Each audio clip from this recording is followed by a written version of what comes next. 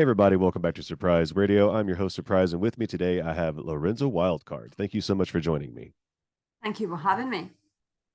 So I wanted to ask you about your musical journey, but first I wanted to ask you about yourself. Where are you from and where are you based? So I was born and raised in Italy, and then I moved to the UK, and I lived most of my life in London. Although I also lived in New Zealand and in Spain for a while, so kind of a bit of travels in there. But I spent most of my life in London. And is that where you are now? No. So at the moment, actually, I live in Cambridge, which is a little like it's like 45, 50 minutes away by train from London. But you are still in the UK. I'm still in the UK. Yes. And as I said, tell me about your They musical can't get journey. rid of me. No, yeah, well, tell me about your musical journey. Where did you get started and how long have you been doing it? And just tell me about it, your story.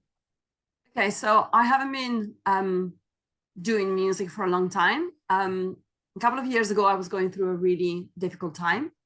And at one point, I decided to, this was during lockdown, by the way, and I decided to pick up the guitar and write a song. I never sang in front of anyone. I never played the guitar in front of anyone. In fact, I don't actually play the guitar that well. I don't, still now, I don't know the name of the chords and I play by intuition. But I decided I wanted to write a song. I wanted to put on paper what I was going through. And within like a couple of hours, I just wrote the lyrics and the melody. And then I recorded I recorded it on my mobile phone. And then because I had it, I thought, well, now I have it, so I may as well share it. So I shared it with 4 friends. And within 24 hours, I was approached by a music producer. And then weeks later, I was flown to Spain and I went into a recording studio and I recorded You and I, which is my debut single. And even when I went into the studio, I didn't really know if that was going to be like, I didn't know if I was ever going to release a song. I didn't know if I had it in me even to sing in front of somebody in the studio because I never done that. I never sang in front of anyone. Now, you have people who would go to a karaoke and they would go up on stage. Not me. I never been that kind of person. So I really didn't know how it was going to pan out. But we recorded the song. I really enjoyed it. I absolutely loved it. And then I came back with a song and I was like, okay, so I got a song. I don't know. What should I do? And then, well, it was put on all the music platforms. And the next thing I know, I was being played on a radio station here in Cambridge, ended up in charts. We're talking like indie charts and things like that. But it kind of started to pick up. And then the local newspapers were kind of interested. They wrote articles and then it took off from there. And it was only at the end of last year that things started to pick up outside of the UK. The song was put into indie charts in Europe, in America, in Canada, and even Australia. And now it's started to pick up also in New Zealand. And yeah, it's all very new. It's not like, oh yeah, she's been doing it for years or whatever. It's all very new. And what influences did you have maybe just growing up, music that you loved or just influences in your sound? Okay, this is interesting because my friend said to me, they're going to ask you this question. From now on, you need to have a good answer ready. And you know what? I still don't have it. I don't have an answer. Because if you ask me what kind of genre do I like and what do I listen to, I would say it depends. I mean, I don't wake up every morning and I think, oh, I definitely want to listen to, I don't know, pop music, or I only listen to this particular artist, or I do not consider, I don't know, folk music or blues.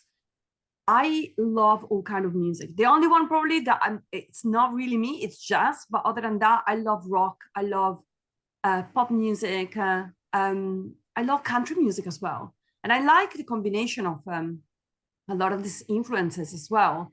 And to me, when I create music, I don't like labeling. I don't like to say, oh, I only play, so my music is pop or my music is rock. I'd rather not be labeled. I'd rather just be an artist, be free to experiment, to do what I feel like is the right type of sound for a particular song, and just go with it and see where the music takes me, but without being obsessed or worried about, oh, I can't play this kind of song. And this is also a conversation that I had with my producer, because he was like, you know, if you're going to write more songs, then they have to be more or less all the same. They have to have the same sound, etc. And this is an argument that I've had with him.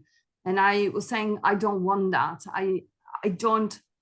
I'm not interested in creating music just to please a certain crowd or create music just to fit into a box. To me, it's more about, this song is about this, and this is the right sound. And the song instead, it's a little bit more, I don't know, it's a little bit more rock, and that's absolutely fine. And I grew up with so many influences. I absolutely, probably the biggest ones are rock and pop. But, you know, I also love grunge, for instance, and I like a little bit of punk as well. So I kind of like to put a few bits and pieces in whatever I create, if that makes any sense. So my answer is rubbish, but hopefully I can give you an idea of where I'm coming from when I create music. So you're still very fresh into making music, and you're coming up on just your second release soon, but do you have Yes. any cover songs that you'd like to do? No, No. I don't, and I have no intention of doing that. So when we started going out with, so now I have a support band. We started to go out and do some gigs, etc. And I was told, you know, you need to play some cover songs. And I was like, no, I don't do that. I don't do cover songs. And there's nothing wrong with doing cover songs. But to me, I have enough of my material, and I like to go on stage and actually sing something that is personal to me, whichever way. And I was like relentlessly saying, no, no, no. At one point, I was like, you know what? This is after months we've been playing together. I said, you know what? Maybe we could do one cover. And it was really funny, because at that point, they all turned around to me and they said, no, we're not doing any covers. We got enough material now. We're only going to do your songs. And I thought, okay, fine. So I don't know. To me, if I really like a song, I like it because of the way it has been played and sung. And then for me to go and change it, alter it just doesn't sound right. Maybe it's because I also write songs, and if somebody came and changed what I created, it wouldn't sound right to me. Similarly, I feel like if I really love a song, I want it done exactly how it is on the record. And that means if I was to sing it, it wouldn't be the same. So I have no intention of doing covers. Never say never, but not something I'm planning on. That's cool to know that you don't even do them live, because I know that a lot of people, especially when they are starting out, use them to fill in time. So that's really cool that you have enough music to fill out. Have you had any shows, speaking of that? I had a few, yes, but not as many as I would like to be honest. Because, so that's the other thing, because this is all very new to me. When it started, I gave myself a year, and I thought, I'm going to do this for a year. I'm going to give it my 100%, but, you know, at the end of the year, I may revisit it and decide that it's not for me, or it's not going the way I wanted it. And I can always say, hey, I tried it, I had fun with it, etc. And at the end of the year, as he approached, my friends were like, you are so not going to give this up. And in fact, I just didn't. But what was interesting was that, so just in January last year, it was when musicians started to approach me and ask me, oh, do you need a guitarist? Do you need a drummer? And because I never planned to start this musical journey, and because it's happening, I'm working really hard to be where I am, but at the same time, it's not like it's something that I planned in a long time. And I never thought I was going to have a band. And now I have a band, and we're having so much fun, and it's incredible because I can play the guitar, but I'm self-taught. I play in a very intuitive way. But to have all the people that come in and it's like, okay, now we have bass and we have drums and we have violin. And it's so like, now I can actually bring to life what I have in here, and I can hear all the instruments, and it's just so amazing. So this means though that I spent most of last year getting together, the band and the material and practicing. And then the other thing that I wanted to do was to release more music. But there's only so much that you can do. Because the thing is, if you're putting together material and you're working with a band, that takes already a lot of your time. If you're also prepping to go back into the studio, it's a lot more. I was also at the same time doing all the promotion and the branding, etc. And it takes a lot of your energies. And organizing gigs and networking with the venues, etc. Again, it's something else on top of that. So for me, the priority was, okay, I've got a band. I want to put material together, have a proper lineup, and I want to go back into the studio. So I'm at that point now where my second single is going to come out on the 30th of June. But a week after, we're actually going back into the studio and recording more songs, which I will be then releasing throughout this year. And it was important for me to be able to have more music out, because unless you come to my gigs, all you know of me is that one song. And to me, it's not representative. It was the song You and I, my debut single, was written in a particular moment, and it's representative of that particular moment in my life. But there's been such an evolution in the sound, in the vocals as well. And I to me, it's important to be able to release more material. So in that sense, that meant that the gigging kind of suffered a bit, because I haven't managed to organize more of that as much as I would like to. But hopefully I'll have time to do that soon.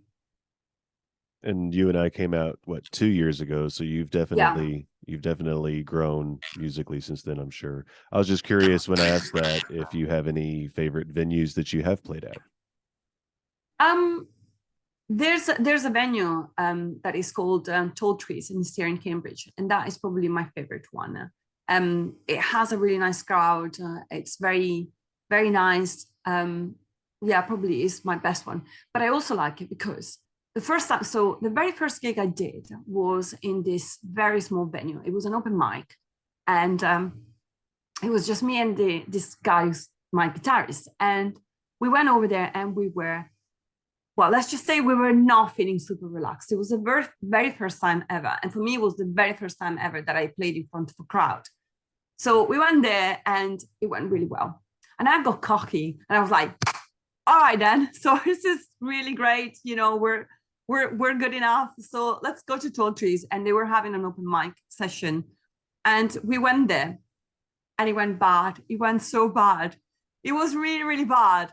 And I couldn't hear the guitar. I couldn't hear myself. And it just all got a little bit too much. It was, in my opinion, it was terrible, terrible, terrible. And then what I think it's interesting as well is I've never had this feeling where if I fail at something that I want so badly to go back onto the horse and do it again.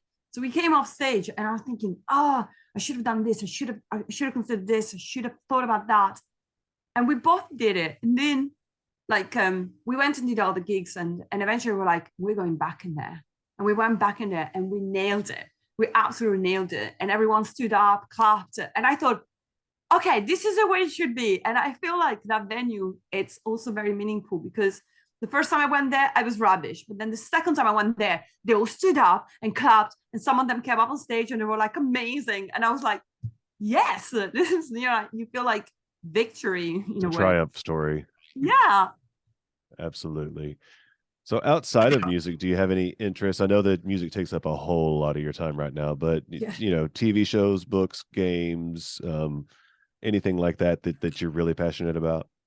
That I'm really passionate about. So I have a lot of hobbies, but they seem to be going like in waves. So for instance, I love photography. So there was a period when I was really into photography. I'd read a lot about photography. I would go and take pictures. I even went to Iceland because I needed to take the pictures of the Northern Lights and all of that, which, by the way, were amazing. I still love photography, but I don't have enough time at the moment. I do love reading. I love reading self-help books as well. I do a bit of painting as well. I love drawing. But I do not do portraits. I cannot do portraits. I like, sceneries and things like that, but I cannot do portraits. What else? I don't know. I'm a lot into sports and I love cycling. There was a time in my life I used to commute to work, and that was 3 hours of cycling every day. But yeah, lots Wow. of things. Yeah. Do you have any upcoming, I guess I really shouldn't say tours, but do you have any upcoming shows that you want to tell people about, or maybe any singles? So, well, I do have a single coming out actually. Like I said, I got a single coming out on the 30th of June, and it's called My Army. And this song is about the people that helped me. I would say that there's three kind of people. So number one, the people who have put you in a difficult situation.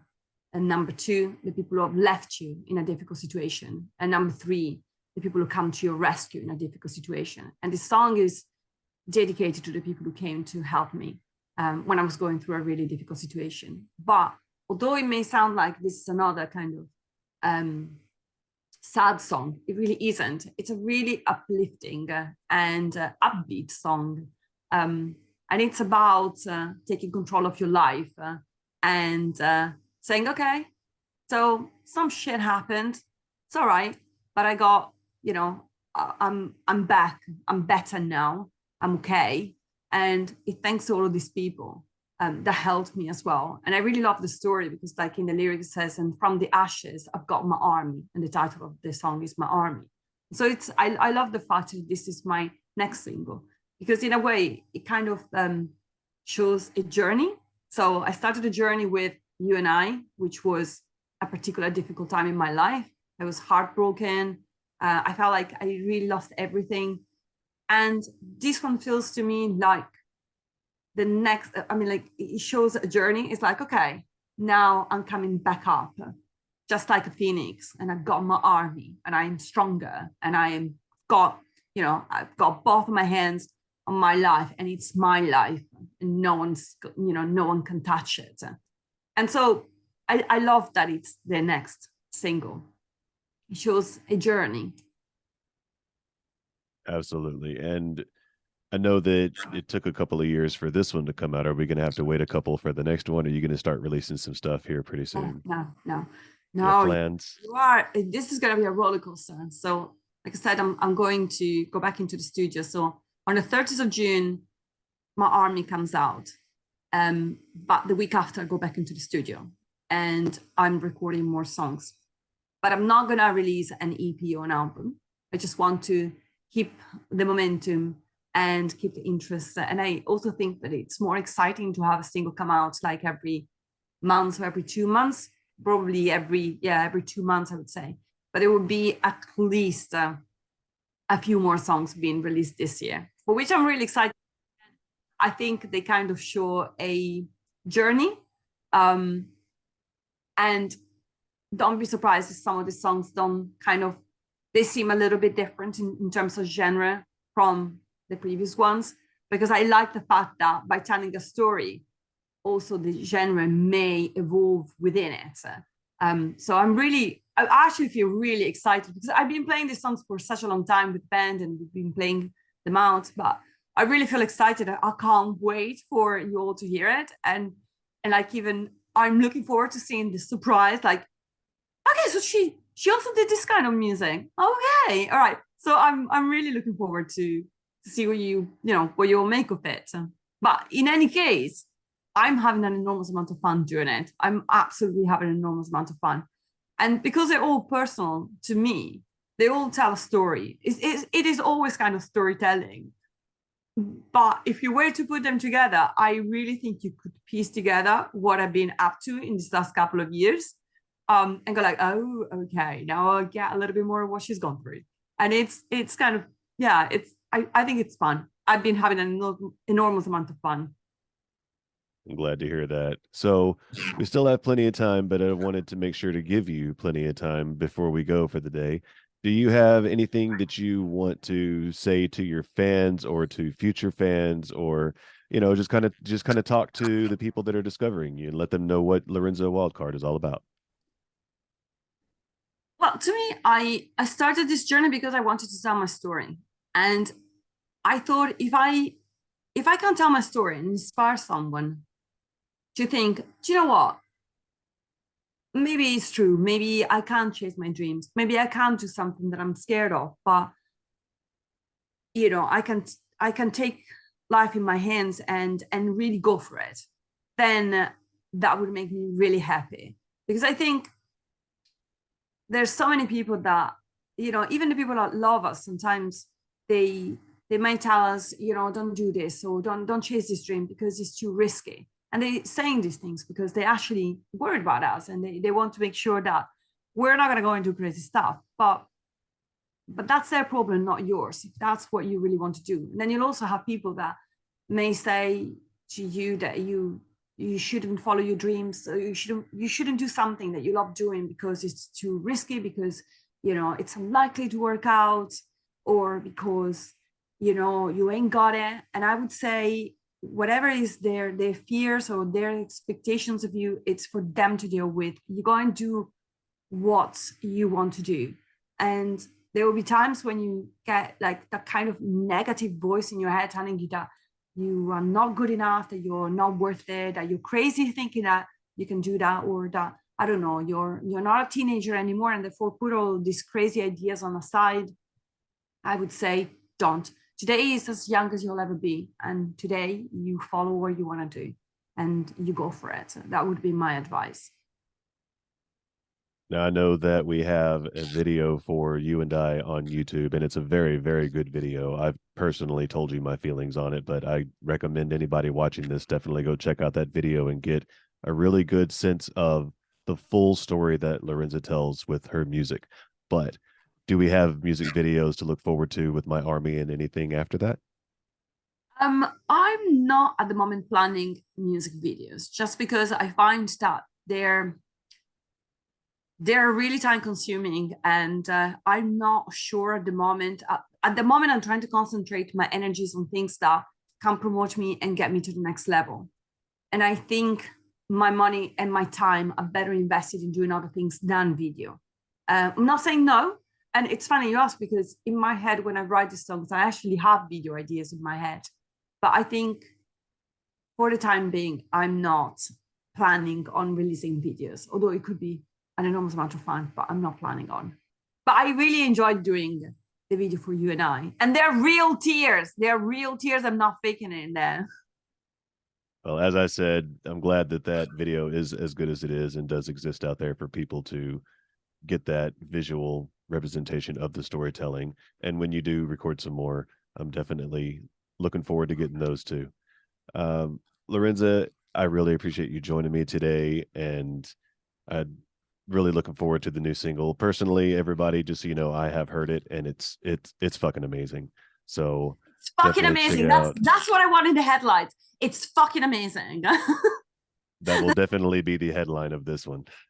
Yeah, and when you do the recording, also to promote this, I want you to say just that.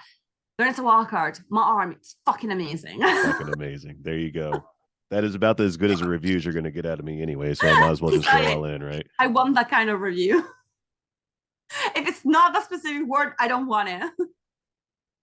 Everybody, I hope that you enjoyed this time with Lorenza, and until next time, have a good one. And thank you so much for having me.